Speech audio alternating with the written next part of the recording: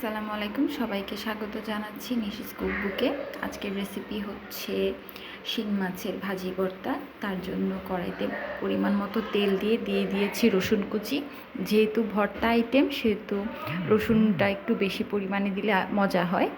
রসুন কুচিকে কিছুক্ষণ ভেজে নিয়ে তারপর দিয়ে দিচ্ছি পেঁয়াজ কুচি। তারপর পেঁয়াজ কুচিকেও তেলের মধ্যে কিছুক্ষণ নেড়েচেড়ে ভেজে নেব। এর আগে আমি শিং মাছকে অল্প সামান্য লবণ এবং হলুদ দিয়ে সেদ্ধ করে কাটা ছাড়িয়ে নিয়েছি। এখন দিয়ে দিচ্ছি গুঁড়ো মশলা।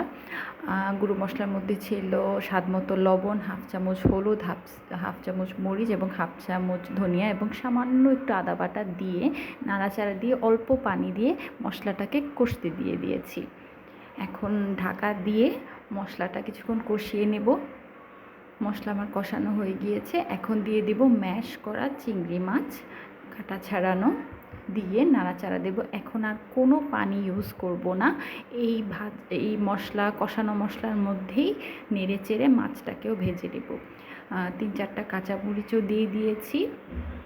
দিয়ে ভালোভাবে অনবরত নাড়াচাড়ার মধ্যে রাখতে হবে এবং কিছু লেবুর খোসা কুচি করে দিয়েছি। এটাতে আসলে লেবু পাতা দিলে বেশ সুন্দর ঘ্রাণ আসে। আমার কাছে লেবু পাতা যেহেতু ছিল না, সেজন্য আমি লেবুর খোসা কুচি করে দিয়েছি। আপনারা চাইলে লেবু পাতা ইউজ করতে পারেন। এখন অনবরত নেড়ে চেড়ে এটাকে তুলে নেব। সামান্য একটু জিরে গুঁড়াও দিয়ে দিয়েছি। এখন ভালোভাবে নেড়ে একটা ভাজা ভাজা ফ্লেভার নিয়ে আসবো। এই তো হয়ে গেল রেডি। আর এটা হচ্ছে ফাইনাল লুক। কেমন হলো জানাবেন।